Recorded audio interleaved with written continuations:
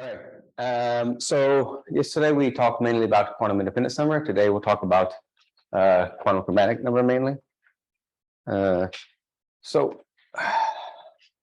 just to recall, define the quantum chromatic number in terms of quantum homomorphisms.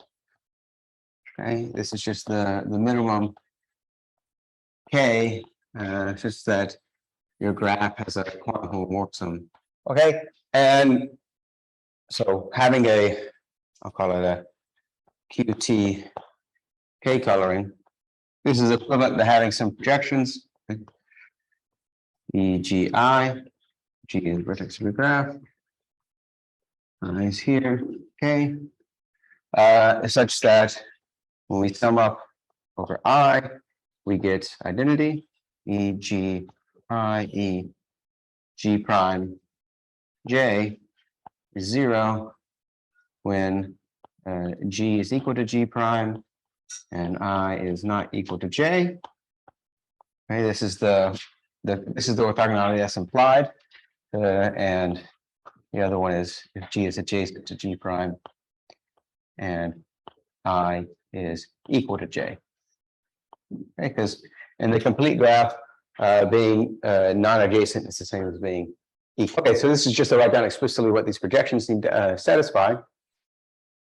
And maybe I would just like to point out, so these are also the same conditions for this homomorphic, for adjacency and homomorphic product, remember? We essentially defined this to encode those orthogonality conditions. And that means that here, in this case, we have k sub k. If you look at these conditions in this case, you'll see that this is actually also just the Cartesian product of the graph with the complete graph. So that's just a special case when the second graph is a complete graph, you get Cartesian product. Actually, when the first graph is a complete graph, you get the complement of the categorical or direct product. Now, let's consider, well, what happens if we have a graph with quantum chromatic number 1. So in this case, I just have the one I, right? And so that means that all of these projections are identity. Okay, but then I will never get orthogonality here, which means that I actually need that there are no edges in G, right? So this would imply that the graph G is empty, right? So it's the same thing as when a graph can be one color. So this is equivalent to chi of G being 1, okay, which is maybe not surprising. Okay, what about quantum chromatic number 2? So if we have the quantum chromatic number equals 2, and let's say I look at two vertices G and G prime that are adjacent. So I can think, so here I have EG, I have EG1 and EG2, right? So I can think of this EG1 and EG2 here. And then here I have E G prime 1, E G prime 2. Okay, but I know that these are orthogonal and these are orthogonal. So if I look at EG1, okay, I can write this as EG1 times identity, right? But I write identity as the sum of these two. Now this and this are orthogonal, so that term cancels. So this is just EG1 EG prime 2. Okay, and now I essentially do the reverse of this, right? But I apply it to the first term, right? I can expand this to identity. And so then I get that this is actually equal to E. Okay, so I get EG1 is equal to EG prime 2, and similarly EG2 is going to be equal to EG prime 1. So actually, like if I think of here, there's like a tuple of two projections that sum up to identity, then here the tuple is just the swap. Okay, so adjacent vertices, they have the same projections, just the order is swapped. Okay, so I can continue on. I go to the next one, it'll be the same as the first one, and so on and so forth. And so, of course, that means I can't have any odd cycles, right? So that means I'm bipartite. Okay, so this means that I of G. This is if and only if. So for 1 and 2, quantum chromatic number, it's the same as having chromatic number one or two. So then the next question, of course, is, okay, well, what if I have quantum chromatic number 3? Okay, and here we actually know that you can have bigger chromatic number. I won't do the example, but there is an example where you have chromatic number 4. But we don't know a bigger separation, as far as I'm aware. And we also don't know if there's any bound on the chromatic number. I would suspect that you can find G that has quantum chromatic number 3, but arbitrarily large chromatic number. But this is an open question. I think a very natural question to ask. How big can a graph with quantum chromatic number 3, how big can its chromatic number be? In general, can you find a family of graphs that has bounded quantum chromatic number, but unbounded chromatic number? I think that the answer should be yes, but I don't have a proof. Okay, now let's suppose that I have a quantum K coloring. So suppose I have UT K coloring with projections E, G, I, and they're going to live in some D by D matrix space. Okay. So because of the nature of coloring, somehow all the colors are essentially the same, right? They're symmetric, right? So if I somehow apply some permutation to all of these color indices, it won't change if I have a coloring or not. So in particular, what I can do is I can define some F sub GI, where I take the original EGI, but then in the first block, and then in the next block, I'm going to have E, G, I plus 2. Sorry, plus 1, right? And then similar down to E, G, I plus K minus 1. Okay, and then everything else is 0. Okay, now since all of these are projections, okay, this F will be a projection. That's fine. And if you think about summing up over I, this F, well, of course, in this first block, I'm summing up over I, the EGI, I get identity. Well, here I'm doing the same thing. I've just shifted everything by 1, so I still get identity here and all the way down. So I get identities all the way down, so I just get that the sum over I for the FGI is identity. So I get, and now for the orthogonality, right? If I want to consider F, G, I, F, G prime I, where G and G prime are adjacent, right? This is the only orthogonality I need to check. Well, I'm going to have something that looks like E, G, I, E, G prime I. And the first block, which of course is going to be 0, right? By the original construction. And then the next block is going to be EGI plus 1 and EG prime I plus 1. And again, that's going to be orthogonal, right? And so on all the way down, right? So then this is going to be 0, which is what we want. Right? This is assuming G and G prime are adjacent. So what's the point of taking a quantum K coloring and making some bigger, kind of in a certain sense, a less efficient quantum K coloring, right? That seems like a silly thing to do. But now let's consider the rank of this new FGI. Okay, well, the rank is just the sum of the ranks of these blocks. So this is the sum over, it's the sum of the rank of E, G, I plus L over L. Right? But of course, this is just the sum of the ranks of the EGIs for a fixed G, which since these EGIs sum to identity, when you sum over I, that means that this sum of the ranks is just equal to, okay? So I constructed a quantum coloring where the ranks of all the projections are the same.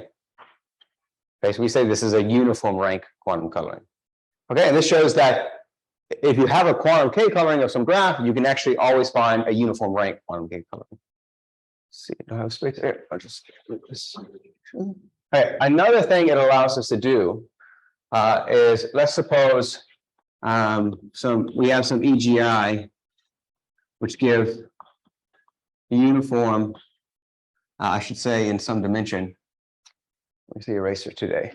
So in, say, dimension D, which give a uniform quantum K coloring of some graph, is I can look at sort of just the projections for every vertex for the first color. So I can consider assigning to every vertex just EG1. Okay, so this would be an assignment of projections to every vertex. And what property does this assignment have? Well, if I look at if G is adjacent to G prime, right, then of course I have EG1, EG prime 1 is 0 by the coloring condition, right? And so I have some, this means I have a projective packing, but actually I have a projective packing where everything is uniform rank, right? And what is the rank? Well, I'm in dimension D and I have a K coloring, right? So that means that the rank of all of these EG1s, this must be equal to D divided by K. Okay, so the value of the coloring then is equal to D over R. So the dimension of the projections used divided by the rank of the projections. So I'm living in dimension D, right? Okay, and remember I have uniform rank, right? And for every G, I have K of these projections that sum to identity, but they have all the same rank, right? So the sum of the ranks is D, and there are K of them, so the rank must be D over K. Okay, and then I solve for K, and I get that it's dimension over a rank. Okay, and I call this well, this is a special case, but if in general I can assign some projections to vertices so that adjacent vertices get orthogonal projections, and they're all of uniform rank, then I call this a D over R projective representation. Okay, and this is actually, you can think of this as a generalization of what's known as an orthogonal representation. Okay, and an orthogonal representation of a graph, this is an assignment of unit vectors to the vertices so that adjacent vertices get orthogonal vectors. Okay, and you can see that, well, I can associate to a vector just a projection onto that vector, and that would give me a D over 1 projective representation. And so I can think of this is kind of like a fractional version of this thing. Okay.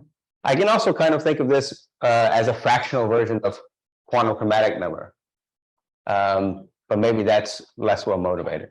Another comment is that, I mean, fractional chromatic number has several ways of being defined for in the classical case, right? You can define it as a linear program. You can define it as homomorphisms to Kineser graphs. So since we now have quantum homomorphisms, we could define something in terms of these homomorphisms to Kineser graphs.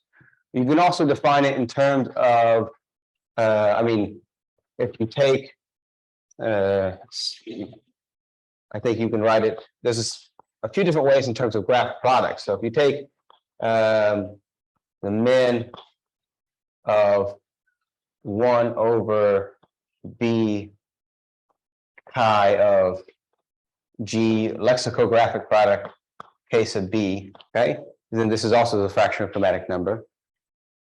And there's another way to define it also in terms of, I think, taking like some other, I think, G to some pi disjunctive product power, and then you take some dth root, you take some root of it or something. I don't remember that one offhand.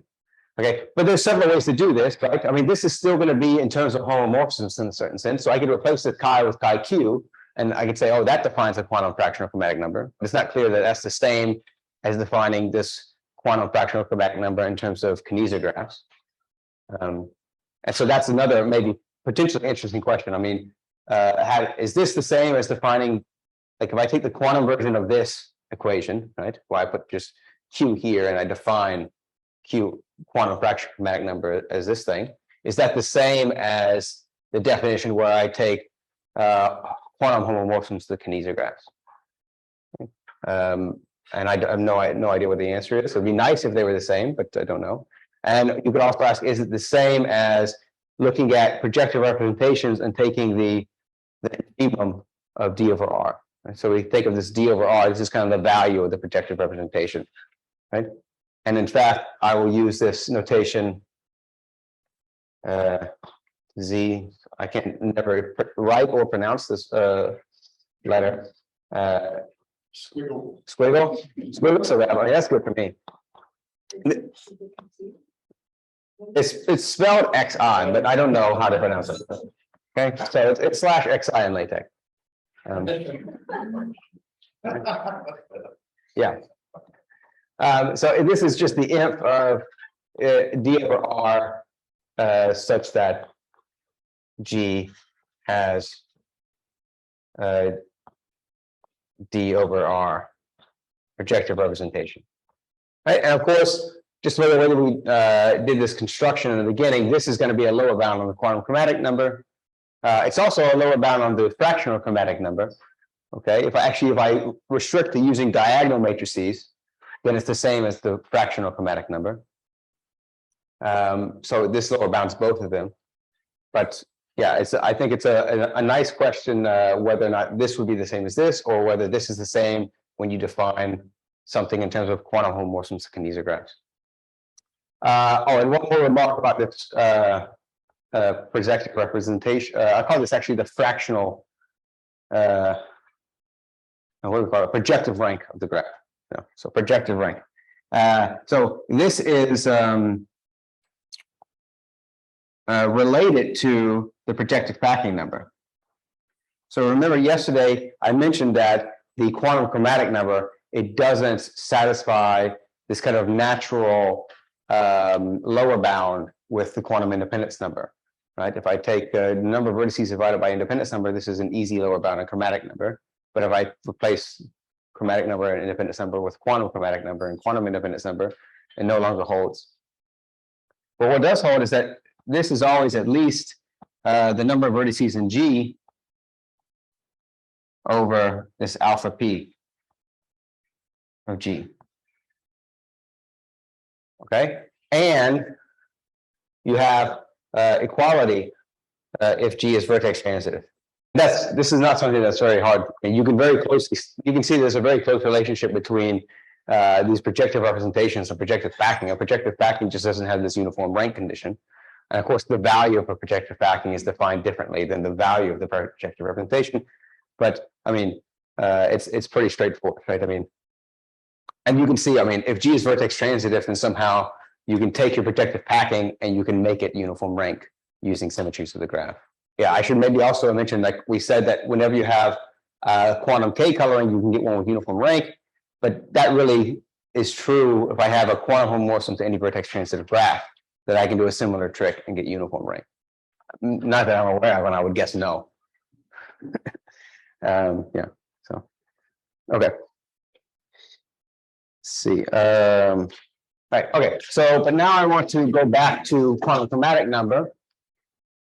Okay, and we said, okay, you can always get this uniform rank one, so that means you could ask, well, if I restrict to a specific rank that I want to use for the projections, I can get a new parameter. So I can get something called the rank R quantum chromatic number of a graph, right? And so this is just the minimum, right? This is the min K such that G has a rank R, we'll call it quantum K color. Of course, if R, well, okay, what you would think, I think sort of intuitively you think, okay, well, I get bigger and bigger R, it should be easier and easier, right?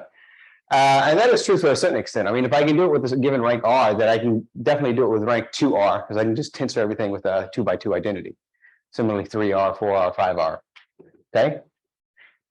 But you would also kind of think that this, say, R plus 1 quantum chromatic number is less than or equal to the rank R quantum chromatic number, because there's still kind of a bit more space here, right? You're using a bigger dimension space, but this is not known.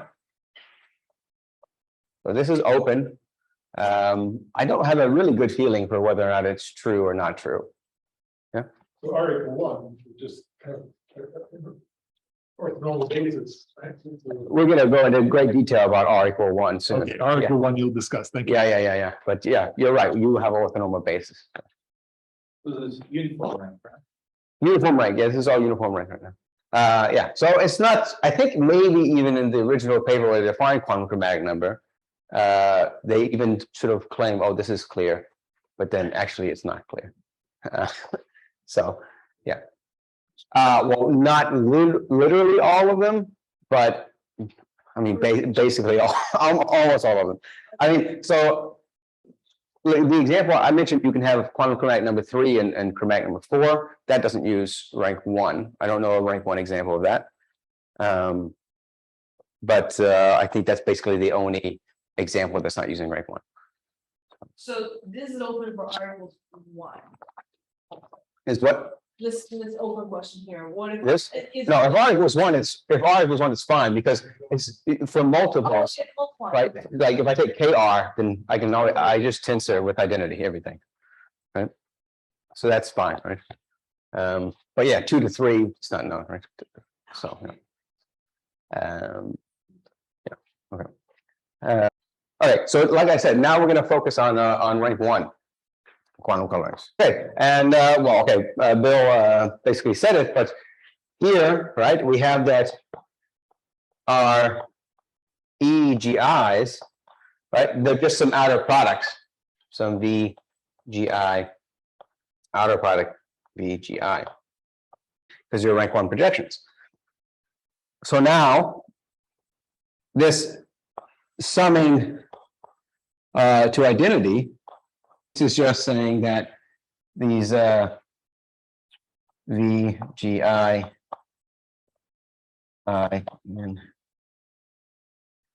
okay. This is an orthonormal basis.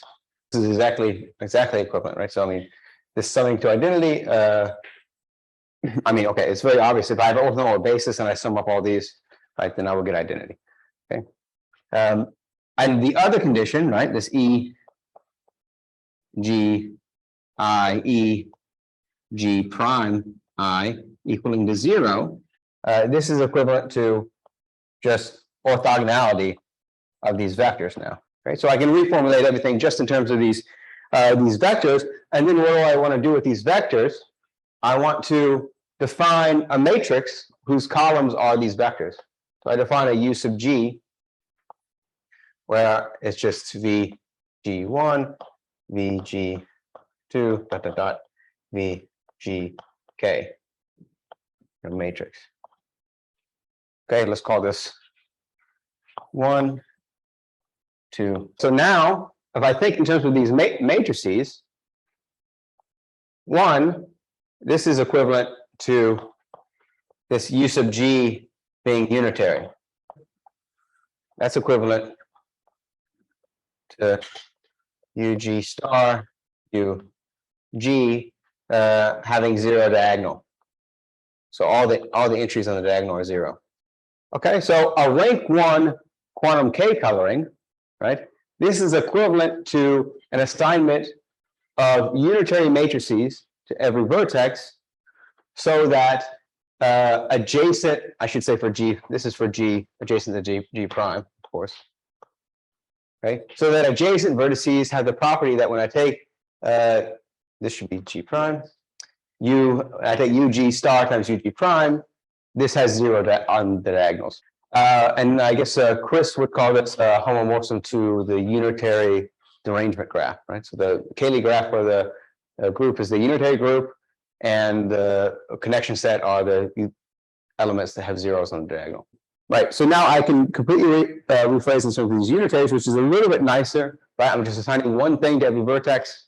I don't have a whole list of things. And using this, we can get a nice construction for getting quantum colorings. May I ask a stupid question? Please. It's a very, very simple question. Is it obvious that if you're talking about the chromatic number K, that you want the ambient space to have dimension K, or could these just be subsets of orthonormal bases? Why? No, well, I'm assuming when I say rank 1, I mean everything has rank 1. right? And remember, we have this summing to identity Oh, condition. okay, so it has to be full dimensional. Yes, Okay, yeah, it thank has to really fill the space, yes. you. Okay, thanks. Okay, so now we have a construction, so suppose, let's say, U sub G is a flat orthogonal representation. And by flat, remember orthogonal representation means I'm assigning a vector so that adjacent vertices get orthogonal vectors, non-zero or unit vectors, however you want to think about it. What does flat mean? It means that if I look at a vector, all the entries have the same modulus. Right? So if it's a unit vector, then the modulus is going to be 1 over root k or whatever. So I would then define D sub G. This is just going to be a diagonal matrix where the diagonal entries are the entries from U sub G. So I just take U sub G and I put it on the diagonal of a matrix. And then I let W be a flat unitary. Again, by flat, I mean that all the entries have the same modulus. Right? Okay, so again, it would be 1 over root k. Okay, and then I define U sub G. It's going to be, right? I'm lying here a little bit. Okay, this should be scaled so that everything has modulus 1 now, right? Okay, because I want this D sub G to be unitary, right? Since this is flat, all the entries have the same modulus, right? I scale it so they have modulus 1, then this will be unitary. You just multiply that. Root k, right? Yep. Okay, and then I pick any flat unitary. Okay, I maybe need to prove that such a thing exists, but you could take this Fourier matrix, right? So like if you take omega to the I times j for the ij entry, and omega is a k through to unity, then this is a flat unitary. But you could pick any flat unitary; it doesn't matter. Okay, so well, this would definitely be unitary, right? This is a unitary. This is a unitary. Multiply two unitaries, it's unitary. I need to check this other condition about the 0 entries on the diagonal, right? So let's suppose that G is adjacent to G prime. And what happens when I take UG star UG prime? Well, this is equal to W star D G star D G prime W. Okay, so I have to somehow check that this thing has zeros on the diagonal when G and G prime are adjacent. And for that, we need a little lemma. So if D is diagonal and W is a flat unitary, then W star D W has constant diagonal. And how do you do this? We'll use multiply it out. So if I take W star D W, and I want to look at the II entry. Hey, this is just matrix multiplication. Sum over sum LJ W star I L D L J W J I. All right, well, this is diagonal, so I only have to worry about the diagonal entries, right? So the L equal J terms. So this is the sum over L. And then, of course, this W star IL, that becomes just W L I conjugate D L L W L I. Okay, because I need the J to be equal to L. Okay, but now I have WLI conjugate times WLI. W is a flat unitary, right? So this is just some constant, 1 over k or whatever. So this equals, and then of course I'm summing over L, DLL, so this is 1 over k trace of D, like, which doesn't depend on I. So I prove it. Actually, I don't use unitary anywhere, so I don't. W just needs to be a flat matrix, I guess. I never use unitary anywhere. I'm pretty sure. Okay. All right, so now we have this lemma. Right, so let's go back here. Whatever this is, it has constant diagonal, right? And in particular, it's some scalar multiple times the trace. Okay, specifically, we need to point out that a diagonal times a diagonal matrix is diagonal. Okay, so then this has constant diagonal, right? And that diagonal is just some constant multiple times the trace of this product. Right? But what's the trace of this product? Right? That's actually just the inner product of v sub g and v sub g prime. I think you definitely need English concepts.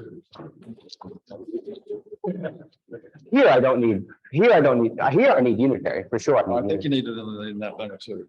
And this unitary? Yeah, anyway, it's not worth spending a lot of time on. Okay. Wait, we can go over there. Yeah. Okay.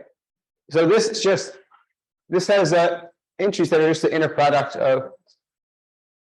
Sorry. Yeah. Yeah. I mean, here I definitely need unitary because I want this to be unitary. Okay. Yeah. All right. So this is going to have constant diagonal, and the constant diagonal is just the inner product of v sub g and v sub g prime, which is 0 because it was an orthogonal representation, right?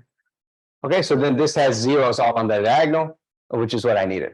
So this gives me a quantum K-coloring. So all I need now is some graph that has a flat orthogonal representation in dimension K, but it can't be K-colored.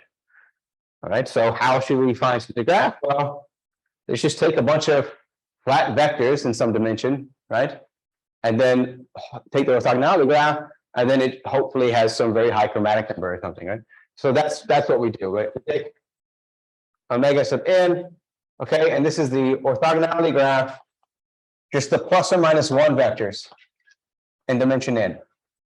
Now, actually, if so already for sure this has a flat orthogonal representation in dimension n just by construction, right? So I know that its quantum chromatic number is at most n. All right, actually, if n is odd, then this graph is empty, so that's not so interesting. It has chromatic number 1. Right? If n is 2 mod 4, the graph is bipartite. Again, not so interesting. Right, but if n is a multiple of 4, right, then Frankel and Rodel, I think there's some dots here, okay, they say that the independence number of this graph is at most, okay, I should have said there exists epsilon greater than 0, some constant epsilon that doesn't depend on n, okay, such that alpha of omega n is less than 2 minus epsilon to the n. Okay, that doesn't seem like a very good bound because there's some exponential bound. Okay, but then this implies that the chromatic number to the n is greater than the number of vertices of the graph, which is 2 to the n over 2 minus epsilon to the n, which is some number bigger than 1 to the n. So this is exponential in n, right? So we actually get an exponential separation between chromatic number and quantum chromatic number. Okay. So, okay, but so far I've only said that, okay, the quantum chromatic number for this graph is at most n, right? Maybe it's even smaller, right? But actually it turns out that if you look at theta of the complement of this graph, this is n. So actually we have equality here, right? Because remember, this is a lower bound on quantum chromatic number. So we have that the quantum chromatic number of this graph is exactly n, but it has chromatic number exponential in n. And one little interesting thing here is that, well, quantum chromatic number, this is, I don't think this is actually written down anywhere, but okay, it's basically, let's say it's undecidable to compute this, right? Chromatic number, of course, is hard, but it's not undecidable, right? But we have some interesting parallel graphs where we know exactly what the quantum chromatic number is, but we don't know the chromatic number. We just know some bound. So that's kind of interesting. Okay, any questions about this? Look at my notes. Okay. Yeah, no, sorry. Yeah. So why is there this much focus on rank 1? Is it just a Just that's the only thing that anyone knows how to do. Okay, is there a physical reason why rank 1 would be somehow preferable? I mean, not that I'm aware of. I mean, I guess it means you're not using like super large dimension, maybe. If I do a K coloring, then I'm only using dimension K, right? But I mean, there's no reason why it should.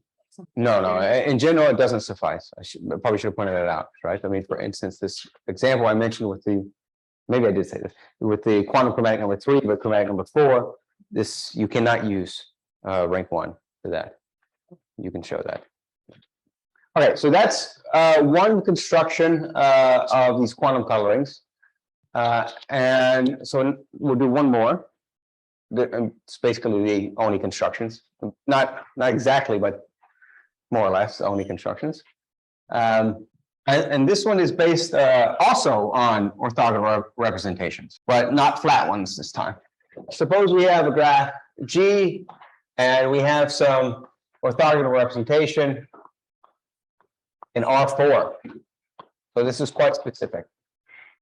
Okay, so we have these vectors in R4, and what we're going to do is we're going to think of these vectors, right? So this UG, this is some four-dimensional real vector, column vector, doesn't matter.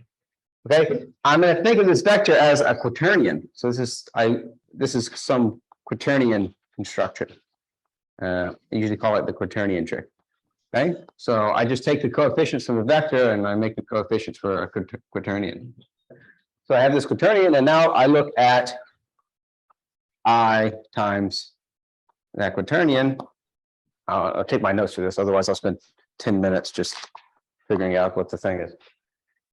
So this is negative b plus a I minus dj plus c k, and then I also have j times xg equal to minus c plus di plus a j minus b k, and k x g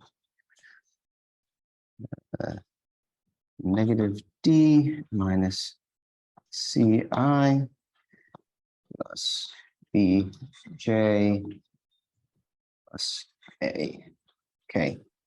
Okay, so I get these four quaternions, and I can now associate these back to vectors in the same way, right? Okay, well, this one is just the original vector, and then this one is minus b a minus d c minus c d a minus b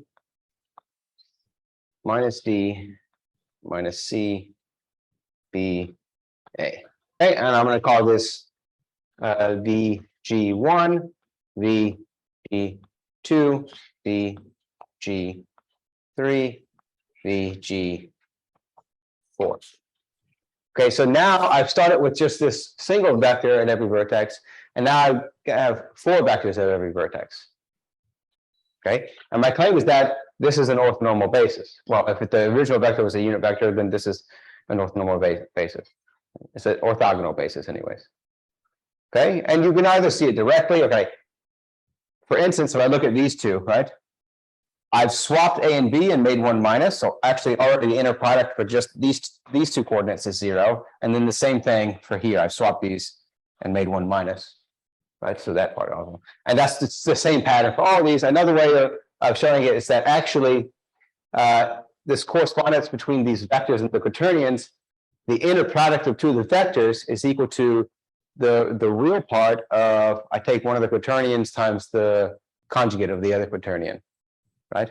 But okay, this is just the same quaternion but multiplied times I. So when I take like this times the conjugate of this, I get x conjugate x, that's real, but times I, so there's no real part.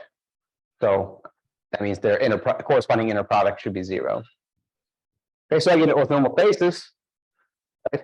And then also, I mean, you can again argue using this Quaternion argument, like about the real part, or you can just see that, well, if I look at two adjacent vertices, right, I need that VG1 and VG prime 1 are orthogonal. Well, they're just the original vectors, so they're orthogonal.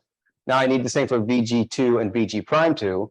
But all I did was I commuted some entries and added some minus signs. That all cancels essentially, right? So that doesn't change the orthogonality, right? So I also get the orthogonality between VGI and VG prime I for adjacent vertices.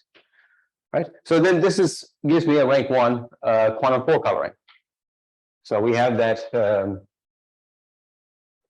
G has orthogonal representation in R4 implies that the quantum chromatic number is at most 4. Okay, and it's only one. It's just 4. That's sort of fun. Okay, we can get a little bit better. We can also do it for 8, right? Because you can use octonions in 8. I didn't want to do octonions. So, I like it. Yeah, we like associative. I don't want to have to even think about something non-associative. No, I did. Oh no, you're right. In the paper, they don't give a proof that octonions work, right? They just say that it works. That sounds. Oh, yeah. Okay, so this is another construction, but we should do an example like this. Well, we actually saw an example yesterday. Remember? Yesterday we had this line graph of well, it was several things. The line graph of the Paley graph on 9 vertices, or the line graph of KC3, right? This had an orthogonal representation in R4, and we actually already mentioned that implied that it has quantum chromatic number 4, but it had chromatic number 5 actually, because the biggest independent set was 4, because that's the biggest size a matching could have in Paley 9, right? So you get a separation there. Now there's another one that I think is an important example. But before we talk about that, one might look at these constructions and think, okay, well, everything is just using orthogonal representations. Maybe every time I have an orthogonal representation in dimension D, I can get a quantum D coloring. But that turns out not to be the case. And this next example will show that. Is it obvious that if the quantum chromatic number is lesser than 4, then you get your orthogonal representation and close to it? No, if it's rank 1. Yes. I would suspect you don't. Okay. Because I would suspect, you want to repeat the question? Yeah. Is it obvious that if you have the quantum chromatic number less or equal than 4, then you get the orthogonal representation in dimension 4? Yeah, it's not obvious, and I don't think it's true. So because I think that you could have quantum chromatic number 4, an arbitrarily large chromatic number, but you can't have a 4-dimensional orthogonal representation and have arbitrarily large chromatic number. You already said that 3 to 4 separation involves like bigger than 1. That's true. Yeah. Yeah. The 3 to 4 separation involves rank bigger than 1. Yeah. So that, the counterexample. Is that a counterexample? So then if they have, but you don't have well, okay. In that case, you do have a 4-dimensional representation because you have a 4 coloring. Right? Right. Okay, sorry. No, it's fine. Backwards. Thanks.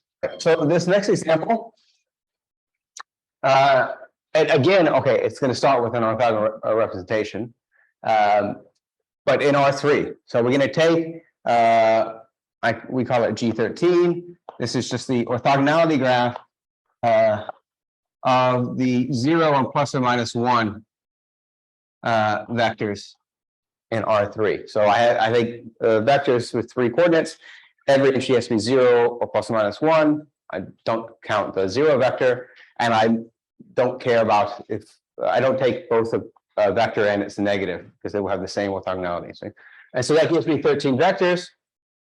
And what does this graph look like? Okay, it looks like this. Pardon my artistic abilities.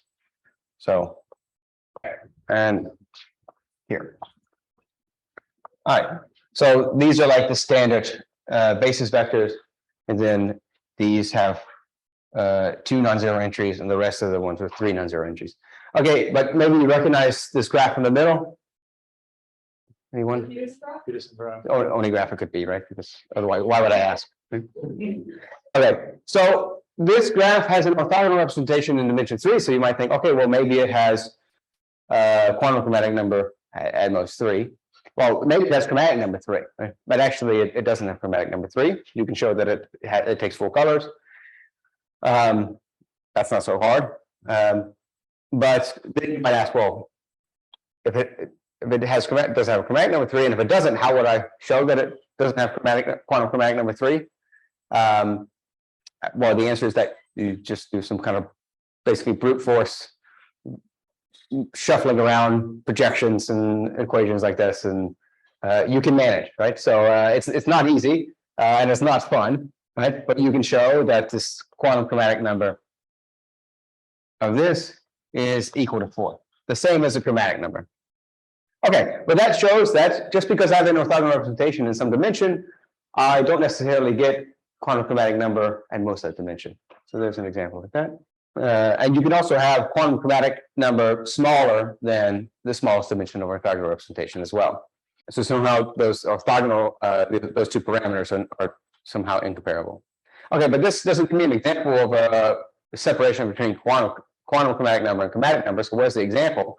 So what I do is I add an apex vertex.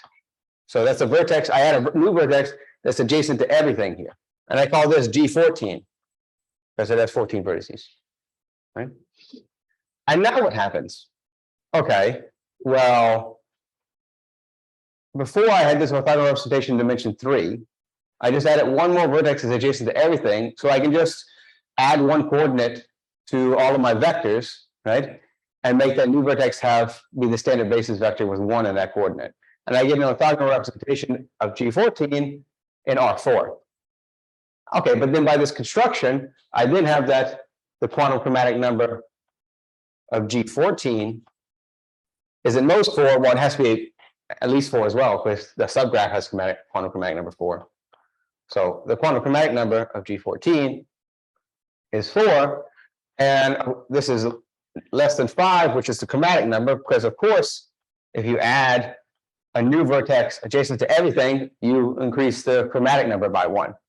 Right? So we get another separation between quantum chromatic number and chromatic number, but the really interesting thing to me here with this example is that when you add a new vertex adjacent to everything, it doesn't necessarily increase the quantum chromatic number by 1, which is pretty surprising. In fact, so this example, I should say, originally was done by Teresa Pivasan and Sabina Bergdorf, and they proved it with a computer. You can use some non-commutative Grosvenor basis technique to show that something doesn't have a quantum K coloring. On small examples, you can do it. So they proved this, and when they mentioned it to us, somehow we had thought, oh, surely we've proven that if you add an apex vertex, it increases the quantum chromatic number by 1. But it turns out we had not, because it does not. So okay, all right, that's it for today. Thank you. Are there any questions? Okay, I have one then. I have a microphone. Yeah. It's from the beginning. When you just were talking about this, comparing the quantum chromatic number and the chromatic number, you talked about, like, let's say, if you know the quantum chromatic number, if you can bound the chromatic number or separation or examples and all of these things.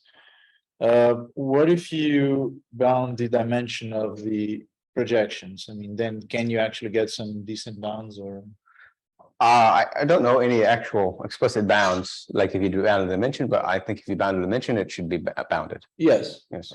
Okay. But I don't have anything explicit. Never really tried to get anything explicit. Yeah, there are no more questions there. Let's thank David again.